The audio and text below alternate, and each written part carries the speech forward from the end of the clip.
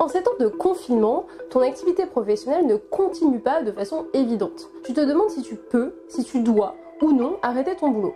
Tout à coup, travailler nécessite de se demander pourquoi je fais ça en fait? C'est la crise existentielle dont on parle beaucoup en philosophie. C'est un moment où on s'interroge sur le sens de sa vie, sur ses valeurs, mais aussi sur son boulot.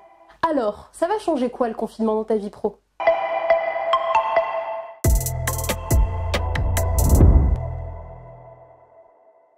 Soit ton travail continue et tu te demandes alors si tu le trouves vraiment utile en temps de crise, soit ton travail ou ta recherche d'emploi s'est arrêtée, tout à coup, ce à quoi tu consacres la majeure partie de ton temps cesse et tu te demandes ce que tu vas faire de tes journées.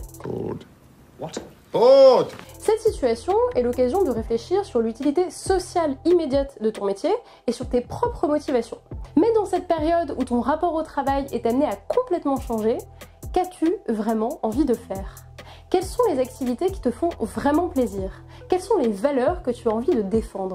Tu vis alors une sorte de crise existentielle parce que tu prends conscience que ce temps de pause est non seulement l'occasion de tout faire et de te réinventer, mais c'est aussi le moment de faire des choix qui disent quelque chose de toi-même.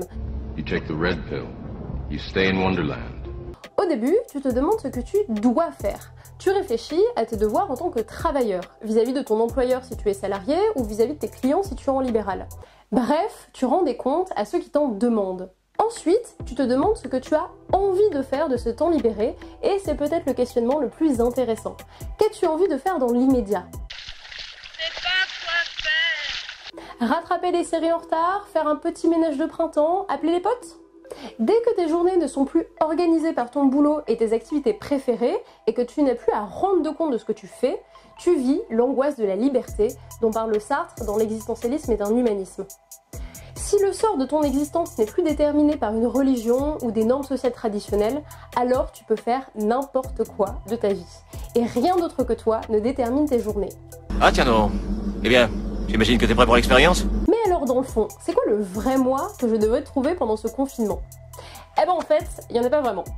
C'est l'avis du philosophe Clément Rosset qui nous dit qu'il n'existe pas d'identité réelle intime parce qu'on n'est qu'un agrégat aléatoire de qualités qui sont reconnues ou pas au hasard de l'humeur de notre entourage. I don't get it. Pour lui, ce sont les autres qui nous caractérisent. Toi, t'es une carriériste, lui, il est trop suiveur. En gros, pour lui, non seulement l'introspection ne sert à rien, mais en plus elle est dangereuse parce qu'elle risque de nous détourner de l'existence même et de nos propres activités. Pour vivre, il faut cultiver une certaine insouciance, qui suppose qu'on ne se prenne pas trop la tête.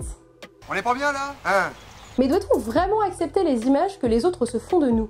Peut-être que tes collègues ou tes supérieurs se font une image de toi qui n'a rien à voir avec la façon dont tu te vois toi-même. Peut-être même que tu caches ton jeu au boulot, que tu portes un masque volontairement, histoire de te protéger. Peut-être aussi que l'identité se fait toujours par identification à des modèles, comme le propose René Girard. Mais il faudrait alors s'y retrouver volontairement. What kind of bird are you? Quels seront donc les modèles pro et perso de demain qui nous inspireront pour la sortie de crise? Qui voulons-nous être? Prends quelques minutes pour réfléchir aux personnes que tu admires dans ton métier. Ton choix dit quelque chose de toi, de tes valeurs et de tes espoirs. Allez, parce que c'est la première fois qu'on se parle, je commence.